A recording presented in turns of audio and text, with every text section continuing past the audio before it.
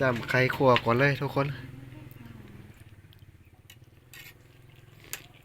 อืมแซ่บๆหอมละมุนละไมอะไรทำไมบ้านนอกของหน้าของเขาอยู่แบบเรียบง่ายสไตล์บ้านๆกราบทักทายสบายดีพ่อแม่พี่น้องเบิดสุขสุขคนที่ให้เกียรติติดตามรับชมยินดีต้อนรับเข้าสู่ช่องเบาสองชาแนลเช่นเก่าเช่นเคยเนาะคลิปนี้ก็เบาสองจะพาพี่พาน้องมากินข้าวเช้านำกันเด้อแล้วก็เบาสองจะพาพี่น้องมาเบิ่งเมนูอาหารแบบบ้านๆเนาะจะเป็นเมนูหยังแล้วก็จะเป็นผักมีหยังก็เป็นแนวใดก็ไปติดตามชมไปพร้อมๆกันเนาะทุกคนเนาะก่อนอื่นก็ฝากกดไลค์กดแชร์กดติดตามฝากเป็นกำลังใจให้เบาสองชาแนลคือเก่าเนาะเพื่อจะได้มีแรงคิดแรงใจในการเฮ็ดคลิปต่อไปนั่นเองทุกคนไปเฮาไปเบิ่งเมนูแล้วก็เฮาไปกินข้าวพร้อมพากินปลาพร้อมถ้วยนำกันเนาะทุกคนเนาะไปบรรยากาศก็ค่อนข้างดีตอนเช้ามีแสงแดดออกมาเนาะบรรยากาศโปร่งโปร่งแล้วก็แจ่มใสดี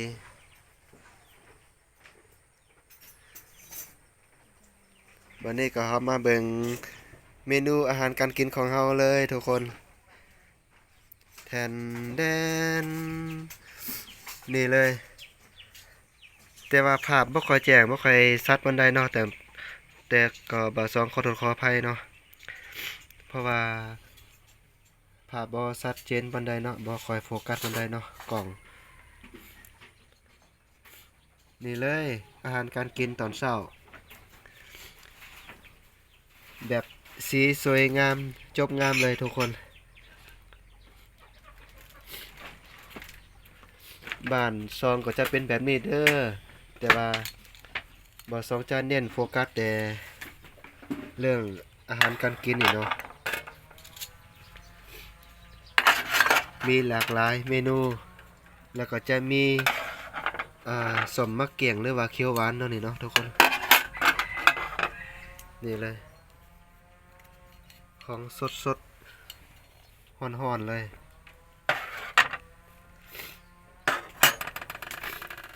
แนะนำไปแต่ละอย่างเลยเนาะตัวนี้ก็ยาขาวแห้งน้องสาวเขาก็ยาขาวแห้งเนาะเพราะว่าน้องสาวเป็นผู้แต่งครบแต่งกินให้เนาะอันนี้จะเป็นน้ำพริกมะกอกเนาะหรือว่าแจ่วมะกอกแล้วก็จะเป็นขั่วพัดบ่สองขอยังบ่จักบ่ฮู้เนาะจะเป็นขั่วพัดมักถั่วแล้วก็เป็นเห็ดเนาะแล้วก็จะมีแครอทอะไรทำไมแหละเนาะทุกคนเนาะ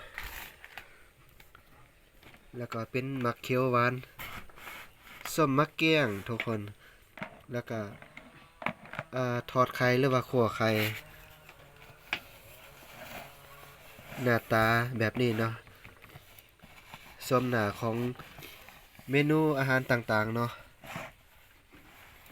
แล้วก็จะเป็นแจ่วผงแจ่วสิ้นเนาะหรือว่าอันที่เขาเอากับอันสิ้นมายังเนาะแจ่วพริกผงพริกป่นนี่เลยของโปรดเนาะจะเป็นผักกาดลวกผักกาดดอกเนาะทุกคนปาดหล่นแต่อาหารเมนูแซ่บๆทั้งนั้นเลย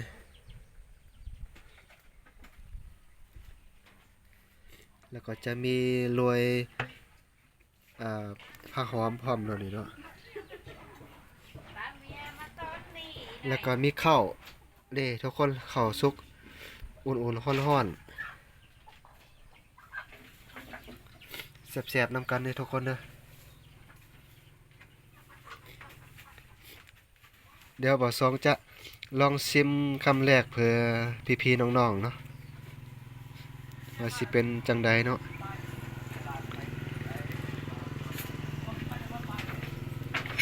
จำไข่ขั่วก่อนเลยทุกคน อืมแซ่บๆหอมละมุนละไมอะไรทำไมถึงอร่อยขนาดนี้ทุกคนแต่บ่สองลักกินก่อนน้องสาวเขาก็อยากแห้งเนาะอยากเข้าเนาะ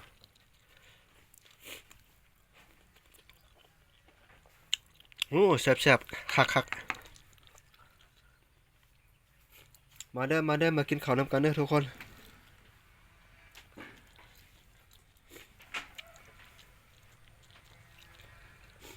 เบิ่งบรรยากาศทางนอก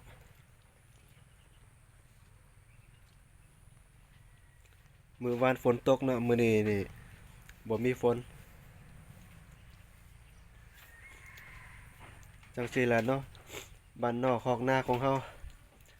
อยู่แบบเรียบง่ายสไตล์บ้านๆ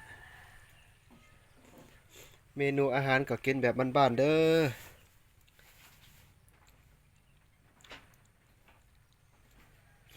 โอเคประมาณนี้เนาะ